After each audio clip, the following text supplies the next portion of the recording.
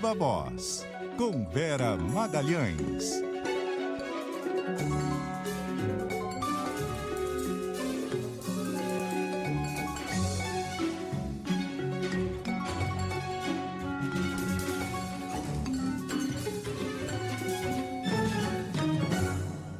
Vera Magalhães, boa tarde para você. Oi, boa tarde, Cássia, Nadédia, ouvintes, também quem nos assiste. Boa tarde. Ô Vera, passado o carnaval, parece que o ano começa e aparentemente a campanha eleitoral também, né?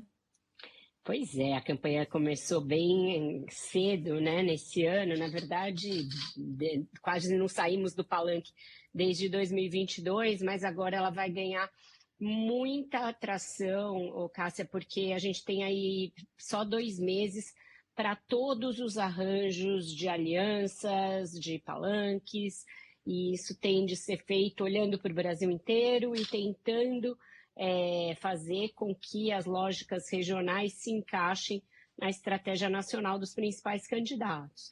A gente viu nesses últimos dias de carnaval uma celeuma enorme por conta do desfile da Acadêmicos de Niterói, que retratou o presidente Lula e desagradou a direita, tanto porque ela considerou que houve campanha antecipada, quanto porque evangélicos e conservadores se sentiram ofendidos pelo conteúdo do desfile.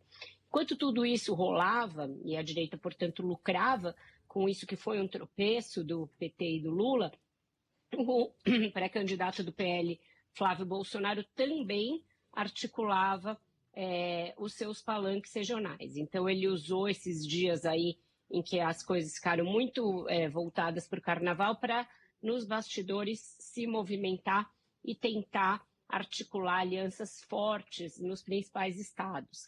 Tem aí uma articulação em Minas para que o governador Romeu Zema seja seu vice, né, seja vice do Flávio Bolsonaro. Isso é uma ideia que surgiu lá atrás, mas que ganhou força nos últimos dias.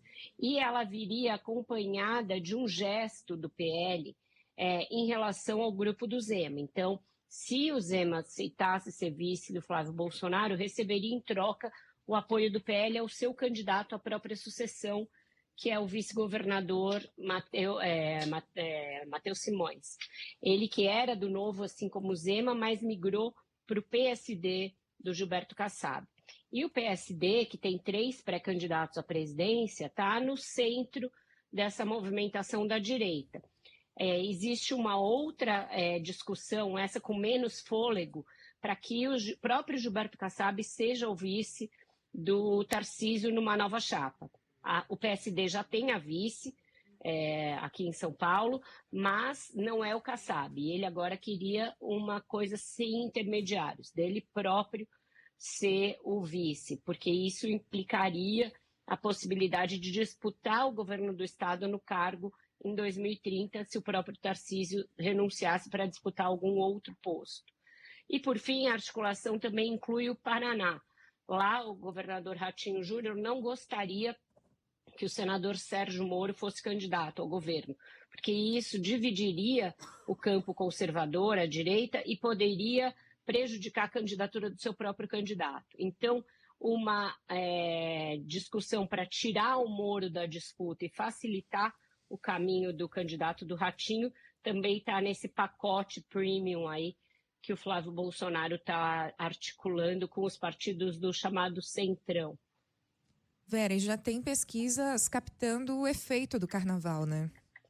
Pois é, então, o Lula colheu um imenso desgaste e meio à toa, trocou de nada, como a gente falava mesmo antes do desfile, que era o mais provável que fosse acontecer, na Dédia.